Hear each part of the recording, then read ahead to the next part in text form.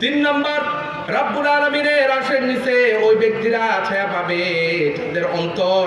যাদের অন্তর সব সময় মসজিদের সাথে ঝুলিয়ে রাখে, অর্থাৎ যখন আজান দেয় সাথে সাথে মসজিদে চলে যায়। আছে না নাই?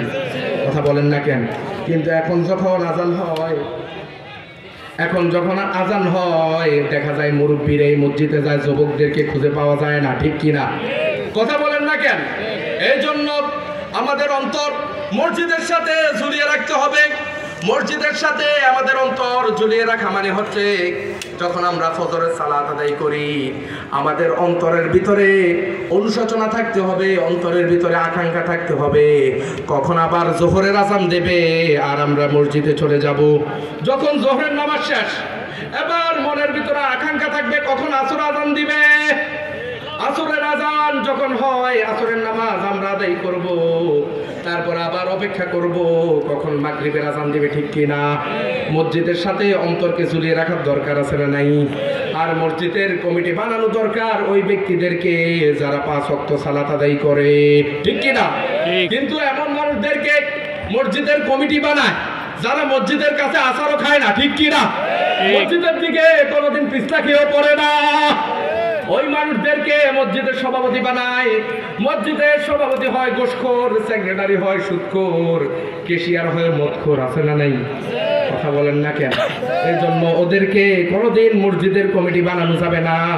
ওরা যখন মসজিদের কমিটি হবে মসজিদের ইমাম সাহেবকে পাশ দিবে। ঠিক কিনা? কারণ এগুলো হচ্ছে জালেম, এগুলো নিজেরা তো ঠিক নাই। ঠিক কিনা? আবার মাঝে মাঝে অনেক মানুষ আছে মসজিদে যায় বাড়িতে পাওয়ার দেখাইতে পারে না, কারণ বাড়িতে যদি পাওয়ার দেখায় বউয়ের কাছে খাবে জাটার বাড়ি। কথা বল না কেন? মসজিদে গিয়ে ইমাম সাহেবের সাথে পাওয়ার দেখায়, ওই ইমাম সাহেব মুয়াজ্জিন মসজিদের ভিতরে দুলাবাড়ি কেন? আছে না নাই? ইমাম সাহেবকে বেতন দেয় মাত্র 5-7 হাজার টাকা, আবার এমন ভাবে ইমামের সাথে আচরণ করে মনে হচ্ছে ওনার বাড়ির গোলাম। ঠিক কিনা? আপনি মসজিদে ময়লা দেখেছেন, নিজে পরিষ্কার করেন না কেন? যেমন করে রব্বুল আলামিন ঘোষণা দিয়েছেন, সাইয়েদনা ইব্রাহিম আলাইহিস সালাম যখন কাবাঘর নির্মাণ করেছেন সাইয়েদনা ইব্রাহিমকে ঘোষণা করলেন, ওয়াহিদনা ইলা ইব্রাহিম ওয়া ইসমাঈল আন তাহহিরা বাইতিয়া লিত-তাইফিনা ওয়াল আকিফিনা ওয়ার রুকআইস সুজুদ। রব্বুল আলামিন বলেন, ও বান্দা আল্লাহর ঘর নির্মাণ করেছো, এবার পরিষ্কার করো, পরিষ্কার পরিচ্ছন্নতা করো, কারণ এই ঘরের ভিতরে পুরো পৃথিবী থেকে আমার বান্দারা আসবে, এখানে সালাত আদায় করবে, এখানে রুকু দিবে, এখানে সিজদা দিবে। এই ঘরের ভিতরে আমার বান্দারা ইতিকাফ করবে, এই জন্য এই ঘর পরিষ্কার করার দরকার আছে না নাই? সাইয়েদনা ইব্রাহিম আলাইহিস সালামকে বললেন, ও ইব্রাহিম মসজিদ নির্মাণ করেছো, এবার নিজের ছেলেকে নিয়ে মসজিদটাকে পরিষ্কার করো।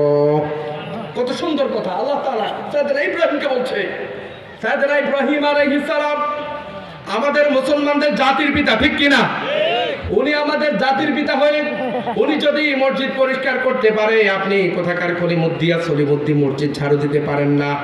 আপনার বাড়িতে ঝামেলা, আপনার স্ত্রীর সাথে ঝামেলা হয়, আপনার বাড়িতে ঝগড়া লেগে থাকে, মসজিদ পরিষ্কার করেন, আপনার অন্তরে শান্তি দান করবেন কে? আল্লাহ। কথা বলেন না কেন? শান্তি দান করবেন কে? আল্লাহ। আপনারা কি ঘুমিয়ে যাচ্ছেন নাকি?